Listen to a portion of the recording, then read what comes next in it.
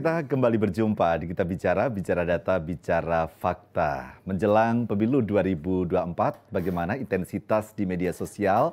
Apakah Anda juga sudah memperhatikan bahwa mulai muncul pengamat-pengamat politik dadakan, mulai muncul orang-orang dengan berbagai pemikiran, dan juga mulai muncul berita-berita yang harus kita waspadai, apakah itu benar-benar berita yang layak untuk kita konsumsi, atau justru berita-berita yang kemudian berpotensi menimbulkan perpecahan dalam kehidupan berbangsa dan bernegara.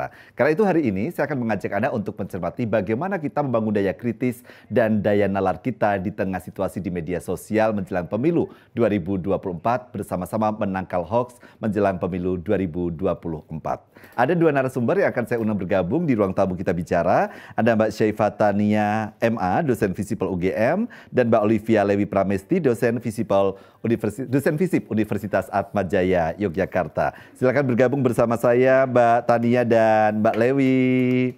Halo. Oke, apa kabar? Ya, selamat datang.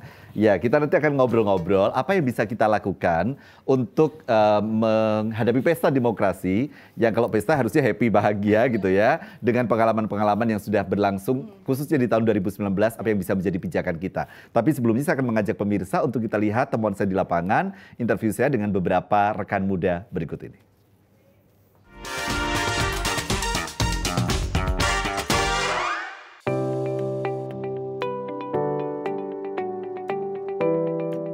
Sudah tahu, pertama tentunya kita harus mengetahui bahwasannya berita yang di media sosial tersebut benar-benar dari media yang terpercaya.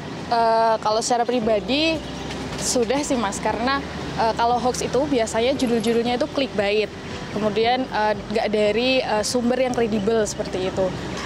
Iya tahu Mas, caranya sebenarnya kalau hoax di sosial media itu kelihatan ya, karena kalau anak muda gitu kan sehari-harinya udah main sosmed lah, terus sering, apalagi kalau kuliah juga sering dikasih apa namanya, berita-berita kayak gitu tuh sebenarnya kelihatan dari cara mereka penulisannya melebih-lebihkan, terus habis itu kayak clickbait kayak gitu.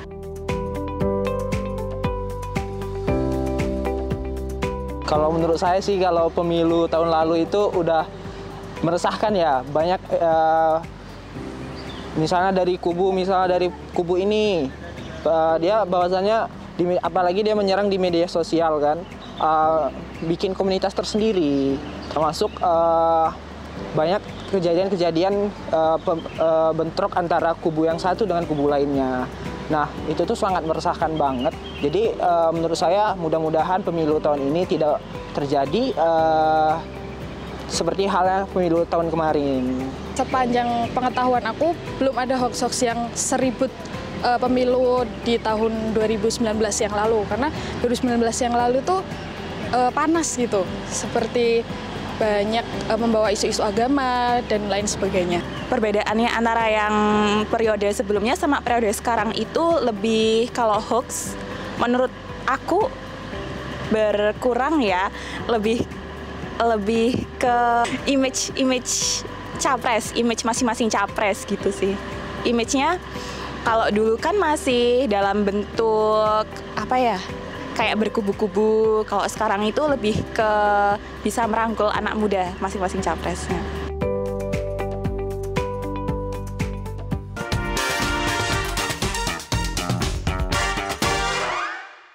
Itu pendapat dari tiga orang yang saya temui di lapangan. Mbak Lewi, Mbak Tania, sudah panas belum media sosial kita sekarang?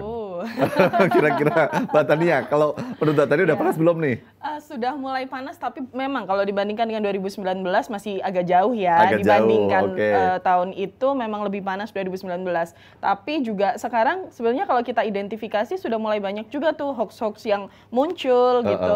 Tadi kalau disebutkan banyak juga yang mewujud adalah bagaimana membangun citra dekat gitu dengan anak muda, itu memang lebih dominan gitu. Tetapi hoax itu sebenarnya juga sudah ada, cuma memang nggak semasif 2019 atau belum? Semoga enggak ya. Semoga enggak ya, oke. Mbak Lewi, sudah panas belum?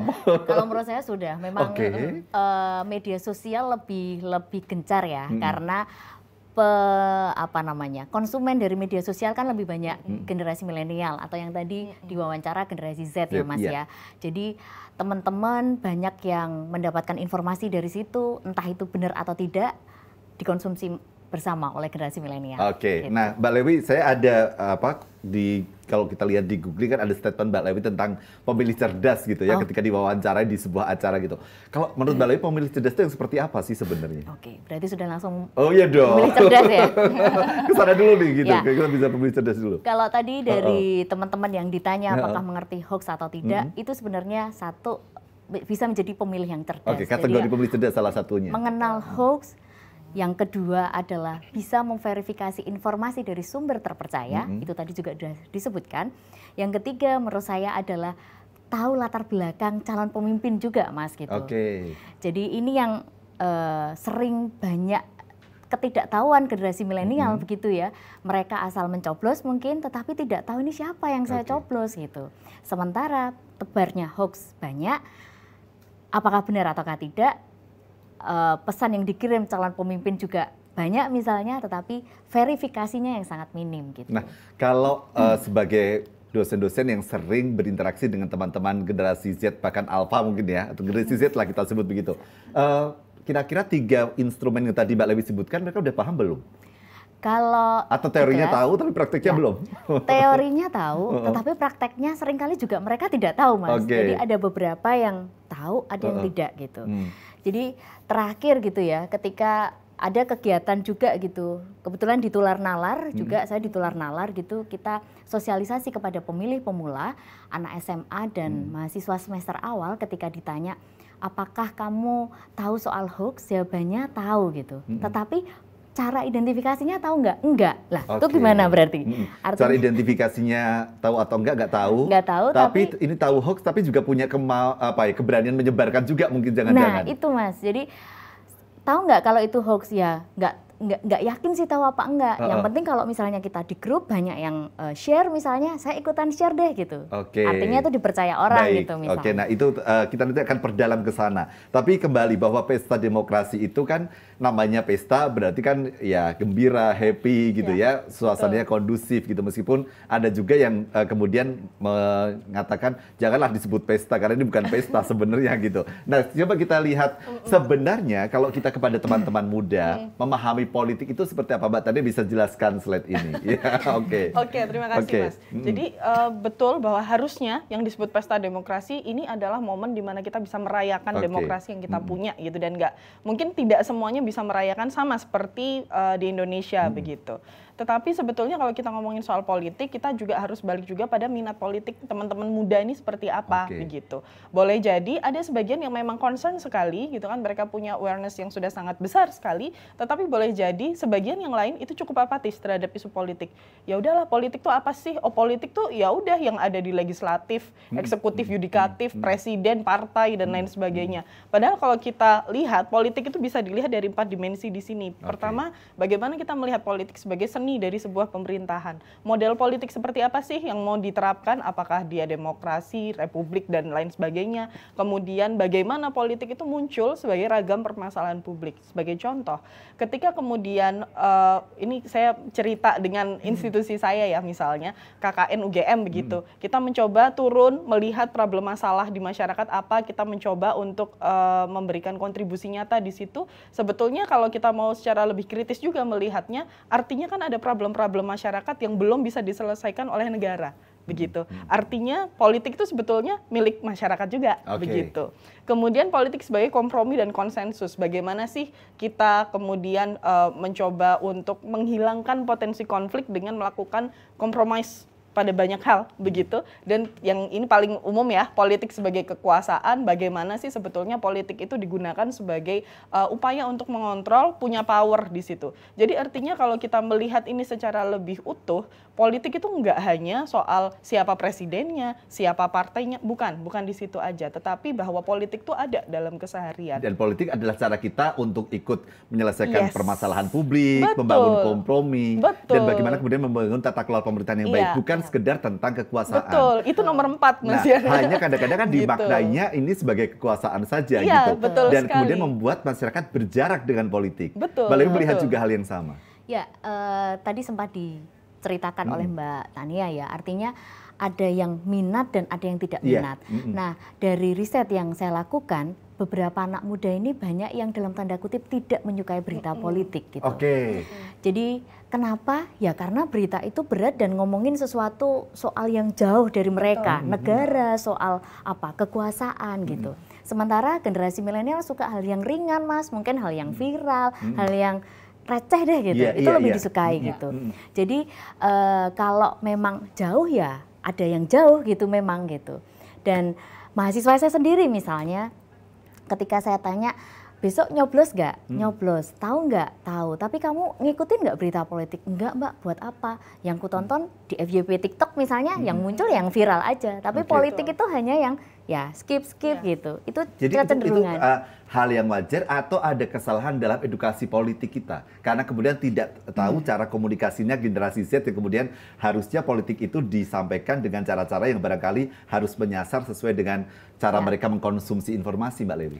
Ya, mungkin saya melihatnya bukan kewajaran gitu ya Mas. Tapi kalau di media sosial itu ada istilah kita bermain dengan view ya, atau page view atau from your page itu misalnya FYP, memainkan algoritma media.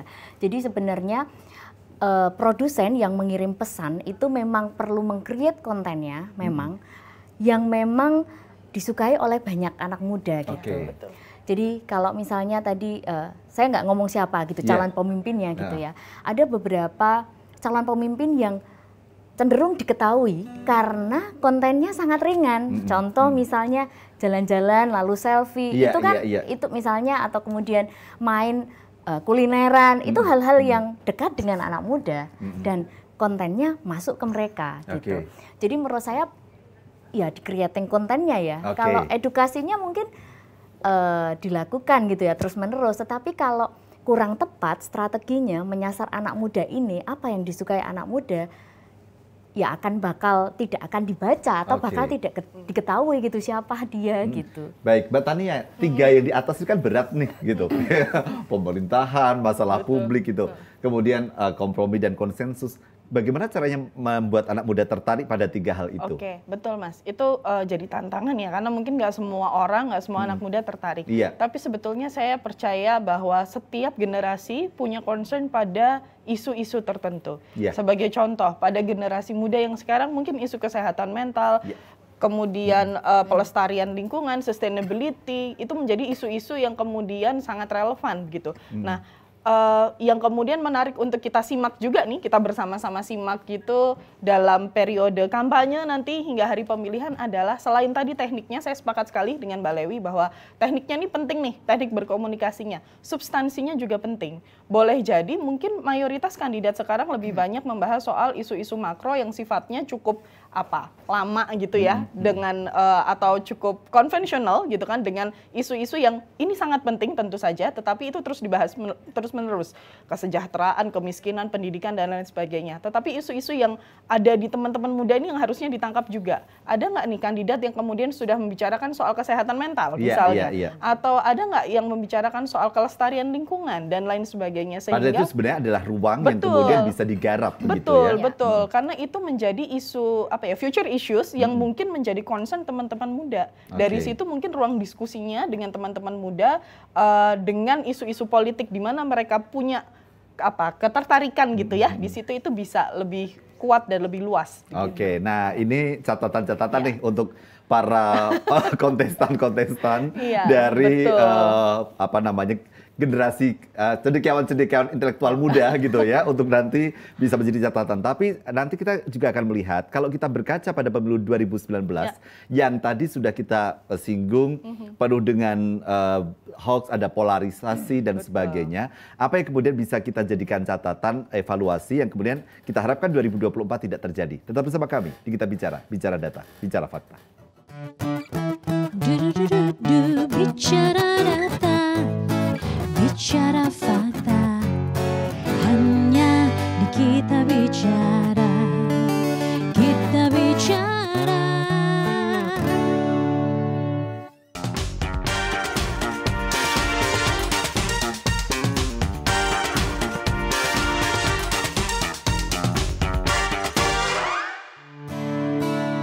bicara data, bicara fakta.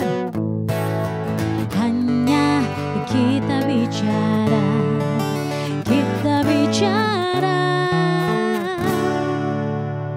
Oke, kita bicara data, bicara fakta. Memang seru kalau ketemu dosen-dosen muda dan perempuan-perempuan yang luar biasa ini. Saya mau lihat nih 2019 gitu ya. Apa catatan-catatan dari Mbak Tania dan Mbak Lewi? Ke Mbak Tania dulu. Nah sebenarnya gini, sebelum saya ke 2019 kita mau klarifikasi nih.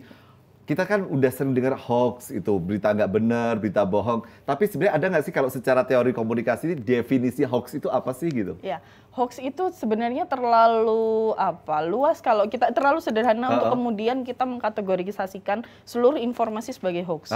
Kalau kita mau lebih detail lagi, boleh jadi itu adalah misinformasi. Informasinya benar tapi nggak lengkap. Kan itu juga bisa dimanipulate kan gitu. Ada juga disinformasi misalnya yang memang punya tujuan yang tidak baik gitu. Sehingga kalau segala hal kita labeli dengan hoax, sebetulnya itu adalah konsep yang terlalu luas untuk kemudian kita bisa mengkategorisasi atau memahami dengan betul sebuah informasi itu seperti apa. Boleh jadi tadi informasinya tuh benar, tapi nggak lengkap. Atau informasinya benar tapi digunakan untuk sesuatu yang tidak tepat begitu. Jadi cukup kompleks untuk melihat itu gitu Mas. Apakah misalnya framing itu juga bisa menimbulkan hoax di tengah masyarakat kalau kemudian tadi kan kita bicara informasinya benar tapi nggak tepat gitu, informasinya benar tapi nggak lengkap gitu. Ketika itu dibangun dengan narasi-narasi yang berbeda, sebuah visual dinarasikan berbeda bisa jadi hoax juga kan? Berarti Mbak Levi? Bisa ya? Mungkin tadi saya tambahkan, jadi hoax itu sebenarnya ada definisi dari UNESCO gitu ya, ada 3. Misinformasi, disinformasi, dan malinformasi, gitu. Jadi tadi sebenarnya beritanya tidak benar semua, tetapi problemnya itu di sini orang yang mendapatkan itu percaya bahwa itu hoax, maka dia menyebar itu disinformasi. Kalau agak kebalik ini tuh hampir sama sebenarnya, tetapi yang pertama orang itu percaya itu hoax lalu disebarkan. Yang kedua orang itu tidak percaya hoax tapi dia tidak tahu lalu dia tetap menyebarkan gitu. Ya intinya cuma itu sebenarnya. Tetapi semua pada berita yang salah. Jadi ketika tadi ada visualisasi yang misalnya visualisasinya di framing sedemikian rupa, dinarasikan dengan konteks yang berbeda, berarti kan itu juga menjadi hoax. Atau tadi disampaikan Mbak Tania, informasinya benar tapi tidak utuh gitu juga bisa ya gitu ya.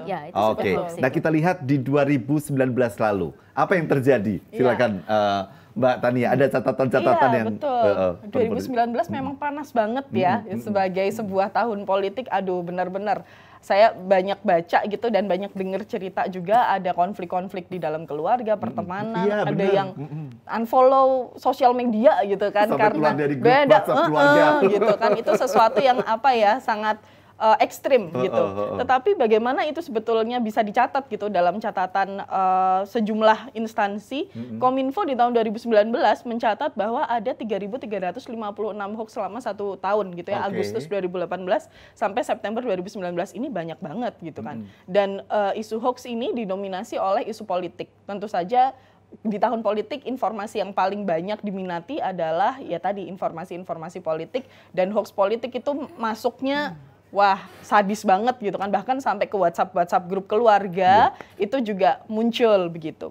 Kemudian selama di tahun 2018, Mavindo juga mencatat terdapat 997 hoax yang 488 diantaranya merupakan hoax politik, setengahnya lah kurang lebih gitu. Nah ini juga menjadi 2 catatan yang sangat ekstrim gitu, karena bagaimanapun juga hoaxnya ini ada produsen hoax yang dengan cepat menyebarkan. Dan di tahun 2019 itu kita mungkin kondisi kita untuk mengakses dan kemudian memiliki keterampilan bermedia digital belum sesettle sekarang begitu. Sehingga polarisasi ini muncul, yang muncul adalah bagaimana semua orang akhirnya mencoba untuk mempertahankan bahwa pilihan saya yang paling baik, pilihan kamu enggak, misalnya seperti itu, dan muncul represi, muncul politik identitas yang sayangnya boleh jadi masih ada sisa-sisanya nih sampai sekarang. Begitu. Dan ini ada tadi ya petikan di masyarakat itu yang kemudian dikhawatirkan. Nah saya akan berdiri sebentar, kita coba lihat kalau di 2024 apa yang kemudian bisa kita jadikan pelajaran dari 2019. Nah, sebentar. Nah, silakan Mbak Levi. Ya. Kira-kira apa yang kemudian bisa kita lihat di 2024? Apakah sudah ada gejala-gejala sekarang? Nah, ini saya melihat dari laporan Mafindo, Masyarakat Anti Fitnah Indonesia, bahwa dari Juni sampai Maret, ini kebalik ini, harusnya Januari sampai Maret 2023 itu sudah ada 2.602 hoax. Dan akan naik 6 kali lipat jelang Februari mendatang. Artinya ada 12 ribuan lebih. Ya, gitu. Dan ini riset itu masih berjalan ya, Mas. Ya, artinya perkiraan naik itu ada, dan ini juga disampaikan oleh Kominfo kemarin. Nah, kemudian yang menjadi perbedaan 2024 banyak ke video, hoaxnya lebih ke video, 2019 lebih kepada foto dan teks.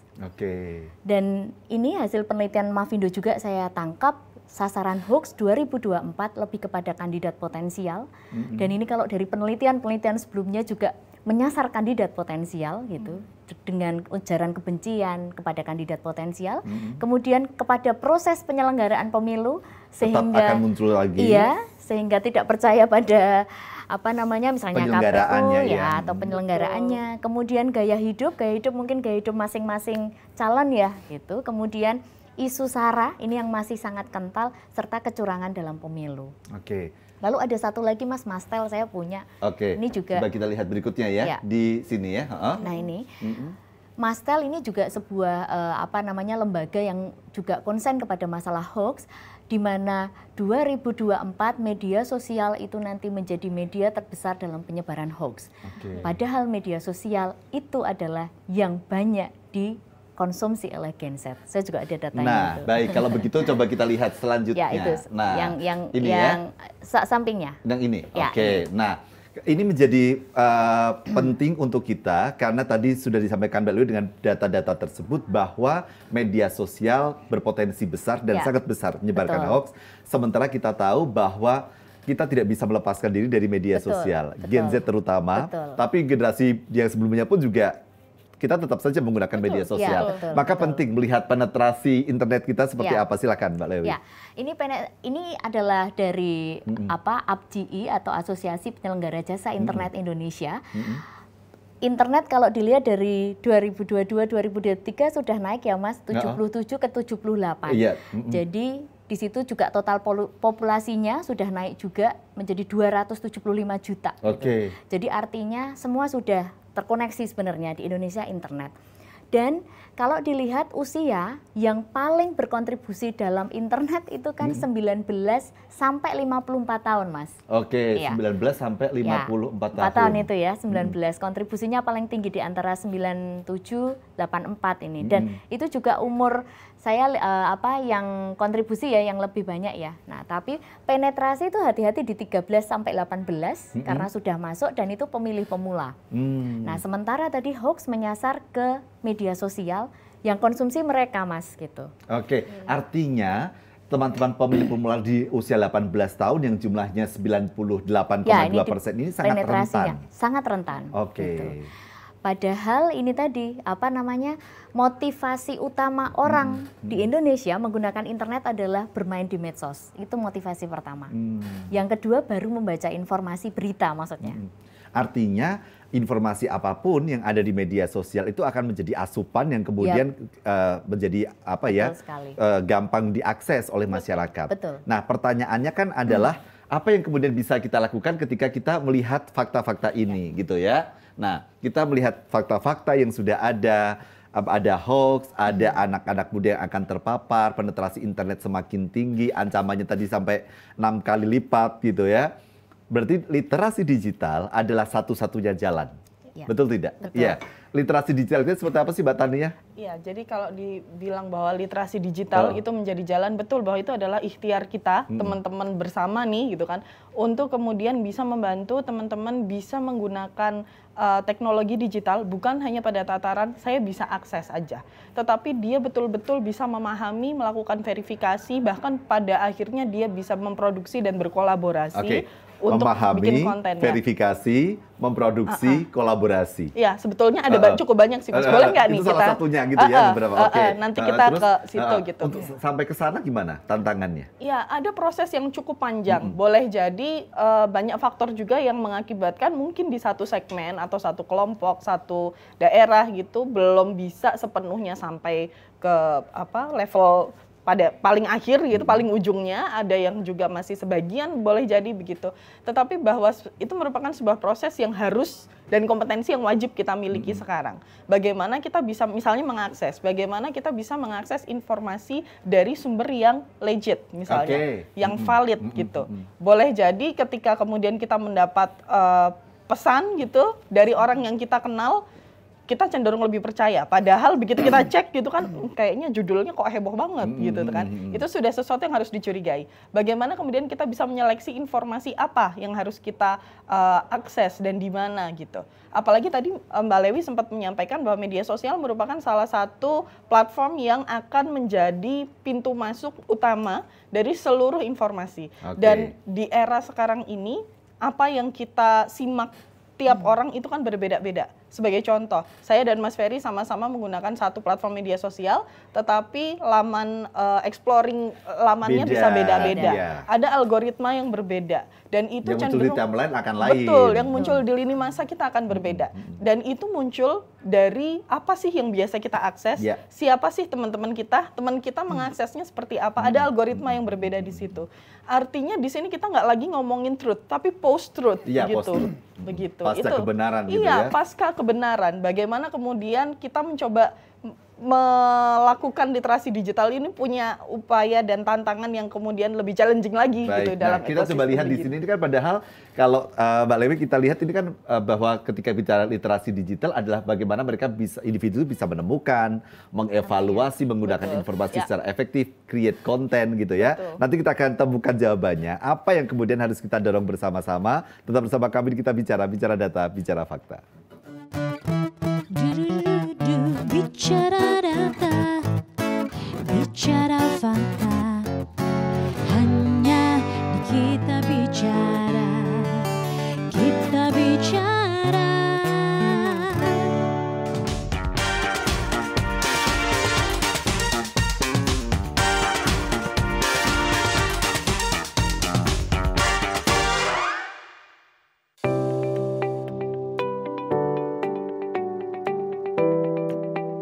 Kalau tips menurut saya sih lebih gampangnya kita meriset terlebih dahulu bahwasanya berita itu benar dengan cara tadi itu, bahwasanya berita itu dari mana sumbernya. Pertama, banyakin referensi. Kemudian yang kedua, pastikan kalau referensi itu dari sumber-sumber yang kredibel kayak gitu. Lebih membandingkan berita satu ke berita lainnya, kemudian blokir akun-akun yang seperti menjelek-jelekkan masing-masing capres kayak gitu, biar nggak terlalu banyak informasi yang masuk, jadi bisa lebih netral besok milih capresnya siapa.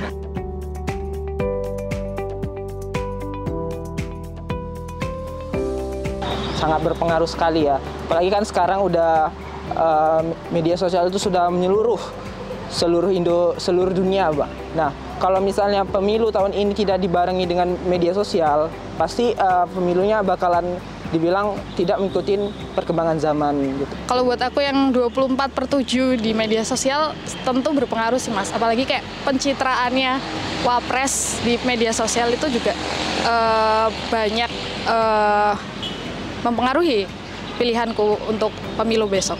Sangat berpengaruh.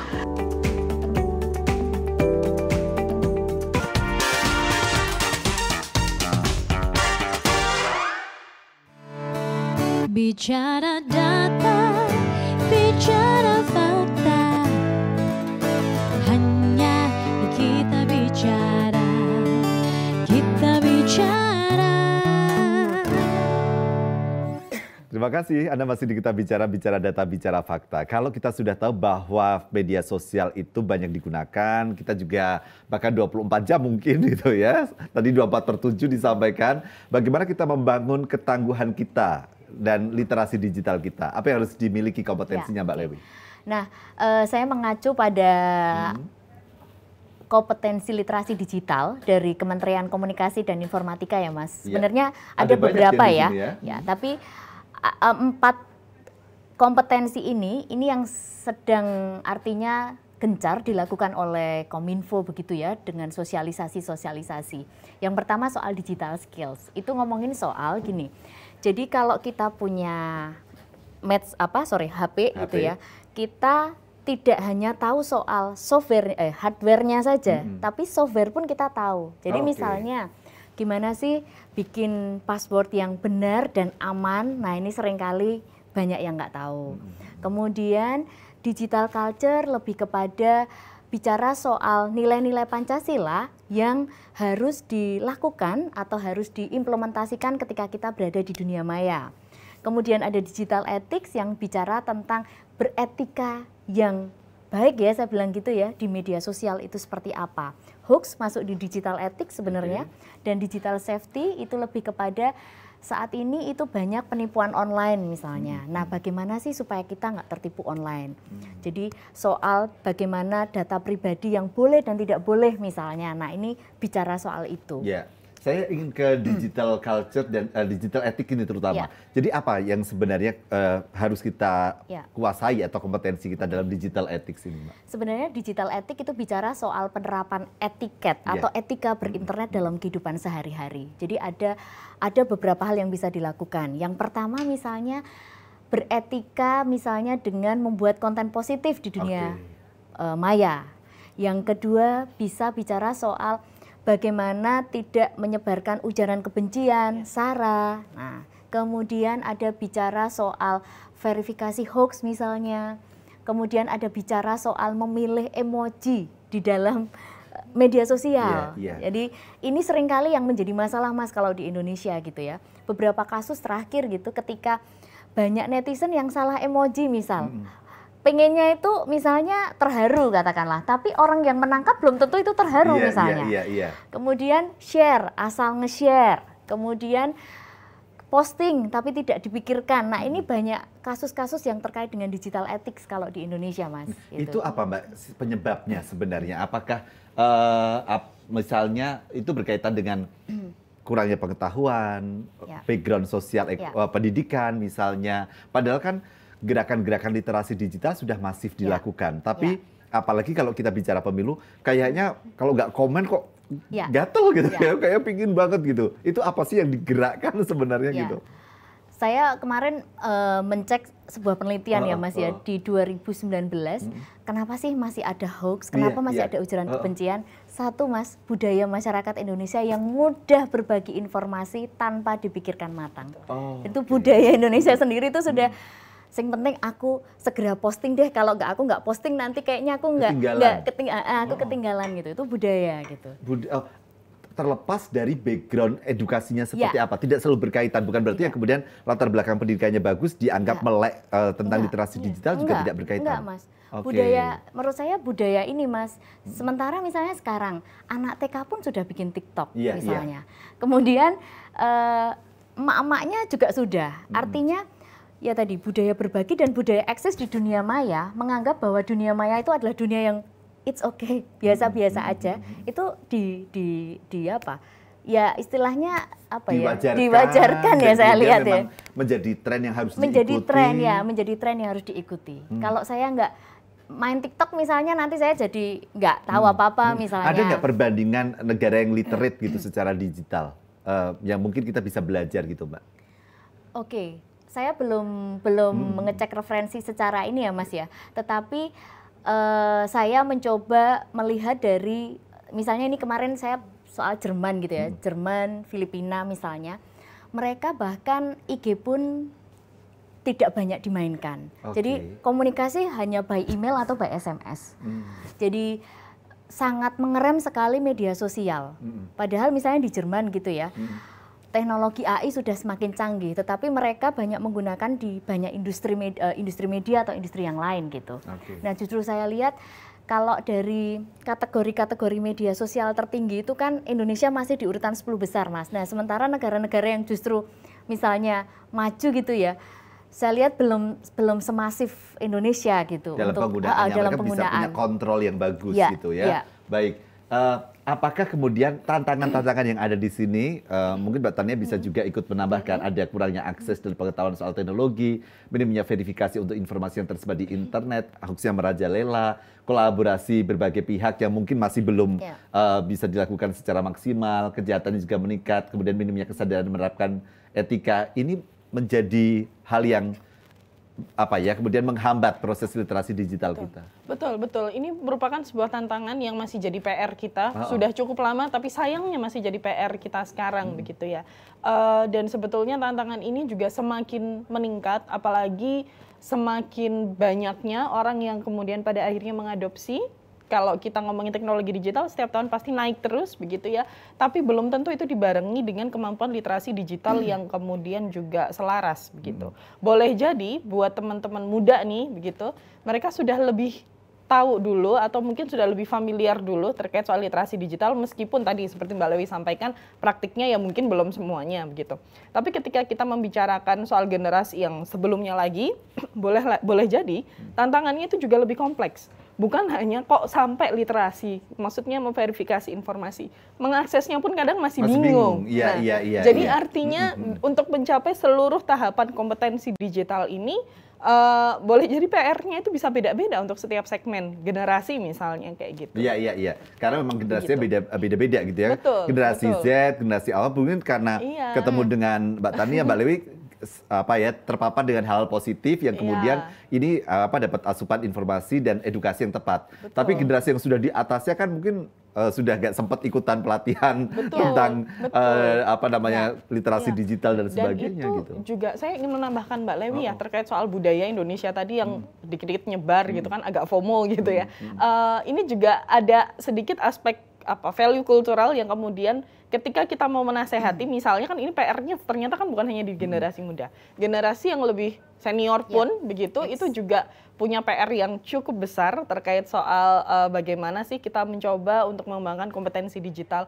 Belum lagi ketika misalnya gini, kita mendapat pesan dari keluarga yang mungkin lebih tua gitu, untuk kita ngasih tahu bahwa kayaknya itu hoax deh. Mungkin kan agak pekewo, sungkan gitu, nggak nyaman gitu kan, sehingga tantangannya ini double barrier di situ. Iya. Belum lagi kalau subjektivitasnya sudah terlalu tinggi gitu ya, dikasih tahu tetap nggak mau ngerti gitu kan. Oke. Nah, saya mau nanya ke Lila dan Mas Sodik. Lila deh. Lila pernah nggak sih ngeklik media sosial, ada judul artikel, begitu dibaca ternyata kontennya nggak seperti judulnya gitu. Persis judulnya ya. Banyak banget kayak gitu ya. Banyak banget zaman sekarang. Apalagi ya memasuki masa-masa pemilihan umum ini banyak banget kayak gitu. Dan kita seperti diarahkan untuk meyakini kontennya padahal belum tentu ada kebenarannya.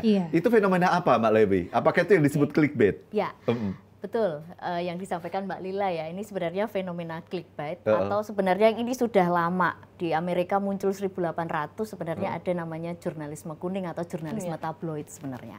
Nah, jadi fenomena clickbait itu tadi judulnya menjebak, tetapi ketika dibuka itu memainkan psikologi pembaca kan. Jadi aduh ternyata nggak benar gitu. Nah, inilah yang disebut dengan curiosity gap. Jadi clickbait menjebak dan membuat kita jadi merasa kadang aduh ternyata begini, kecewa, perasaan kecewa emosi. Karena beda sama judulnya? Iya. Oh, tujuannya apa? Ya tujuannya klik tadi Mas, klik view tadi. Supaya yang buat berita itu dapat keuntungan dari yang ngeklik. Cuman itu sebenarnya. Tujuannya hanya itu? Ya. Tidak punya sebuah agenda besar yang kemudian ingin merusak beda sama hoax ya? Kalau teorinya sebenarnya memang klik gitu ya untuk karena clickbait gitu. Tetapi mungkin saya juga udah ini ya bahwa hoax itu kan sebenarnya juga berita yang tidak benar gitu ya.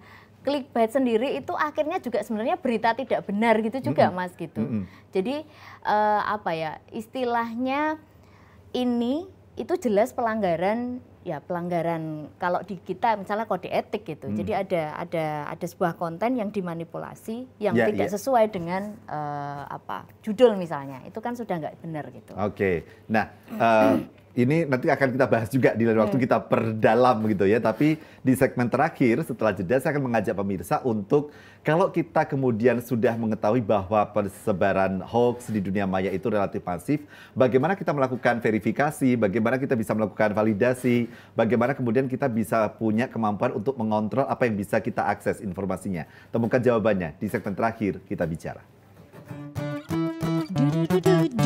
Bicara data, bicara fakta, hanya di Kita Bicara, Kita Bicara.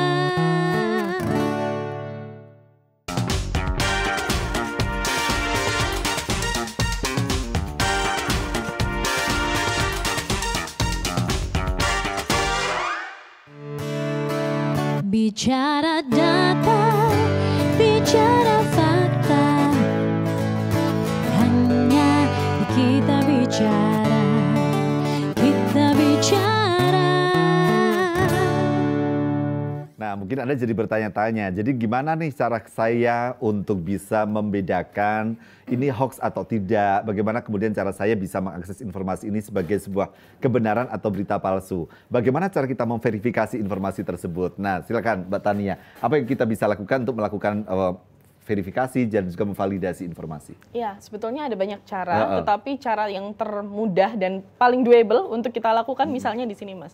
Pertama adalah kita pastikan dulu aksesnya itu memang berasal dari informasi sumber portal yang memang resmi dan valid.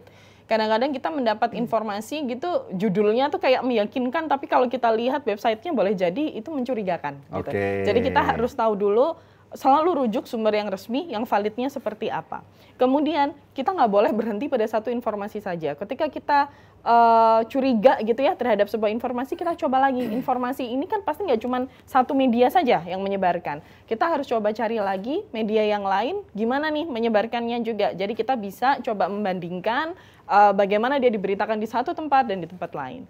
Kemudian tadi nih, kita ngomongin soal cek fakta, ini penting banget. Banyak sekali sekarang platform-platform cek fakta yang bisa diakses dengan mudah, dengan cepat gitu oleh kita semua, oleh masyarakat. Sehingga kita harus gunakan fasilitas ini. Kemudian terkait soal data. Wah, nyambung banget ya Mas ya soal data ya. Bicara data, bicara fakta. Jadi kalau kita ngomongin soal data, ini adalah hal-hal yang sifatnya cukup sensitif tapi juga tricky. Biasanya orang itu kaget dengan angka. Misalnya 90% masyarakat kenapa? Kayak gitu. Biasanya itu akan menimbulkan curiosity yang besar, orang pengen tahu banget. Tetapi untuk menelusuri datanya benar atau tidak, betul atau bohongan nih datanya fabricated atau enggak, itu kadang-kadang masih menjadi tantangan. Orang hanya baca satu berita, judulnya aja udah kayak begini. Padahal yang perlu kita lakukan adalah betul nggak 90% ini munculnya dari mana? Data ini harus kita telusuri. Boleh jadi misalnya oke 90% tapi populasinya berapa? Nah itu kan kadang suka nggak muncul gitu. Hanya muncul hasil tanpa benar-benar kita tahu gambaran utuhnya seperti apa. Dan kemudian ini nih, kita harus perlu juga membedakan informasi yang sifatnya memang fakta, mana yang opini. Boleh jadi itu adalah opini salah satu pihak atau mungkin dia adalah figur terkenal begitu. Tetapi tidak bisa benar-benar kita kemudian menganggapnya itu sebagai sebuah fakta. Boleh jadi itu adalah opini pendapat personal, pribadi. Betul. Dia. Bahkan mungkin ketika itu pendapat pribadi, boleh jadi itu adalah pendapat yang betul-betul personal dan tidak berkaitan dengan afiliasinya atau institusi, instansi tempat beliau juga berkaitan begitu misalnya. Sehingga berita-berita yang kemudian mungkin terkesan cukup personal atau menggunakan kalimat-kalimat yang hiperbolis dan sensasional, ini perlu sekali untuk kita waspadai gitu dan kita cek kembali. Nah, tapi Mbak Lewi, kalau kita kembali lagi nih ke pemilu ya gitu, ini kan sasarannya kan masyarakat di semua segmentasi usia gitu ya, bahkan mungkin yang belum punya hak pilih pun bisa saja ikut kemudian menyebarkan dan sebagainya. Instrumen-instrumen ini semudah apa kira-kira dengan kondisi masyarakat kita yang kemampuannya beragam bisa digunakan gitu? Sangat mudah Mas, Sangat karena mudah. itu ada semua di pencarian Google dan kita tinggal klik aja gitu. Ya, jadi saya menambahkan tadi ya portal resmi dan valid ini. Gini, di sini sekarang tantangannya adalah ada banyak konten kreator di sini dan ada media mainstream atau media arus utama. Nah, seringkali si konten kreator ini juga menyebarkan informasi yang dalam tanda kutip mirip yang disebarkan oleh media yang resmi. Nah memang dari Mbak Tatia tadi benar ya, portal resmi. Caranya gimana? Kalau yang sudah terdaftar itu biasanya silahkan cek di dewanpers.or.id. Jadi di Dewan Pers itu ada lembaga pers yang itu sudah terverifikasi. Berarti itu pasti sudah valid. Gitu. Kalau belum terdaftar berarti itu dari konten kreator yang belum bisa dipertanggungjawabkan perlu kita kembali gitu. Apalagi tadi ya algoritma media, kalau kita sukanya nonton konten kreator A, yang nonton yang nongol A, ya udah yang muncul itu kan, itu bahayanya itu. Gitu kan? Itu bahaya. Itu yang resmi dan valid ya Mas. Yang kedua adalah ke tadi situs cek fakta itu ada 2 yang bisa kita akses, yaitu cekfakta.com dan turnbackhoax.id. Turnbackhoax.id. Dari 2 situs itu bisa mengecek hoax yang sekarang ada itu apa. Yang benar yang mana, yang salah yang mana. Itu. Kemudian satu lagi kita bisa melapor, ini di slide saya ada. Kita coba lihat di berikutnya, saya akan berdiri dulu karena ini menarik juga, ini menjadi penting untuk kita pemirsa. Nah, sebentar. Ada di sini. Nah, ini kalau kita apa yang bisa kita gunakan dengan praktik cek fakta ini? Nah, ini ada namanya WhatsApp Kalimasada yang bisa di-save di nomor Bapak Ibu semuanya begitu. Jadi di situ ada 3 fitur, ada periksa hoax, cek fakta terbaru, tip dan trik melawan hoax. Jadi kalau sekarang misalnya ini Mas Ferry langsung ngechat itu, Mas Ferry mau nomor 1, 2, 3 akan langsung dijawab. Gitu. Jadi jadi ini ya Bapak Ibu, teman-teman, Bapak Ibu lagi pemirsa semuanya ya. Ada 0859 21 600 500. Ini dicatat ya, tolong dicatat. Jadi jangan hanya catat nomor HP saya ya. Kemudian di situ sudah ada menunya, pilih fiturnya, periksa hoax, cek fakta terbaru, tip dan trik untuk melawan hoax. Kalau misalnya kita periksa hoax gitu, nomor 1 apa yang akan kemudian muncul? Chatbotnya langsung akan menjawab hoax-hoax terkini atau hari ini sampai jam ini. Jadi itu up to date terus gitu ya? Up to date terus, ya. Nah, ini cara yang sangat gampang saya rasa, tidak butuh effort karena kita semua sudah punya HP dan kita pasti punya WhatsApp. Jadi ini cara yang saya rasa bisa dilakukan. Jadi begini ya, silakan pilih gitu ya. Ini saya rasa bisa dilakukan pemirsa. Nah, yang terakhir sebelum kita akhiri, apa yang kemudian bisa kita lakukan untuk menjadi pemilih cerdas? Tadi sudah disinggung oleh Mbak Lewi sebenarnya di awal, ada konten positif sesuai dengan nilai Pancasila, berbicara sopan dan positif di dunia maya, cermat memilih komen, emoji, like, hashtag, dan share. Saring sebelum sharing, ini penting. Tapi apa yang kemudian menjadi message, pesan terakhir nih untuk pemirsa kita agar closing statement dari Mbak Tania dan Mbak Lewi, apa yang bisa kita lakukan bersama-sama sebagai pemilih cerdas, Mbak Lewi? Saya dulu atau Mbak Lewi dulu? Saya selalu statement terakhir adalah ini, saring sebelum sharing. Ini menentukan semuanya menurut saya Mas, karena saring sebelum sharing itu sudah mencakup semua kompetensi literasi digital gitu ya. Saat akses, kemudian saat mau memahami pesan, mau meng-create konten misalnya. Jadi terkait juga dengan tadi budaya masyarakat Indonesia yang gampang sharing misalnya. Nah sekarang cobalah untuk berpikir dulu. Ketika saya mau mengupload, ini penting nggak sih bagi saya dan bagi orang lain, itu penting. Karena seringkali kita upload, kita nggak melihat orang lain. Misalnya upload anak gitu, tapi orang lain misalnya suka anak kita, itu bisa jadi penculikan anak misalnya. Kita nggak sampai ke situ kadang mikirnya. Nah, jadi perlu untuk merefleksi, apa sih pentingnya konten di media sosial? Sedetail apa sih konten itu gitu. Ketika saya mau mengkomen sesuatu, apakah ini berpotensi untuk pertikaian kah? Harus kita pikirkan. Ya, itu sudah harus sampai dipikirkan. Baik, gitu, ya. Kalau Mbak Tania silahkan. Iya, saya tentu sangat sepakat ya, saring sebelum sharing ini penting sekali dan tentu saja kita ini akan memasuki tahun politik di mana pesan-pesan hoax dan lain sebagainya itu akan mulai muncul gitu, akan mulai bertebaran. Tentu kemampuan untuk kita bisa melakukan proses literasi digital yang baik ini menjadi PR kita semua gitu kan, dari berbagai pihak untuk kemudian jadi PR bersama, tetapi juga tentunya harus dibarengi dengan semangat masyarakat untuk bisa memilih informasi yang memang sesuai. Jadi jangan kemudian seluruh informasi ditelan mentah-mentah, jangan kemudian kita juga terlibat gitu kan dalam proses tadi sharing-sharing yang gegabah begitu tadi. Tetapi yang juga pasti adalah jangan sampai kemudian apa yang kita nggak tahu apa yang terjadi di tahun 2024 gitu ya. Tetapi jangan sampai apa yang sudah terjadi 2019 kita ulang kembali. Ya betul, represi, politik identitas atau kemudian hal-hal yang sifatnya cukup ekstrim itu terulang kembali, jangan sampai. Jadi kita kembali juga di sini ya, memproduksi konten positif sesuai nilai Pancasila karena itu yang kemudian akan memperkuat kebangsaan kita di pemilu 2024 baik di dunia nyata maupun dunia maya. Oke, Pak Tania terima kasih, Mbak Lewi terima kasih sudah di sini. Kita akhiri kita bicara dan saya akan kembali menjumpai Anda di edisi berikutnya. Saya Fitri Anggara, sampai jumpa.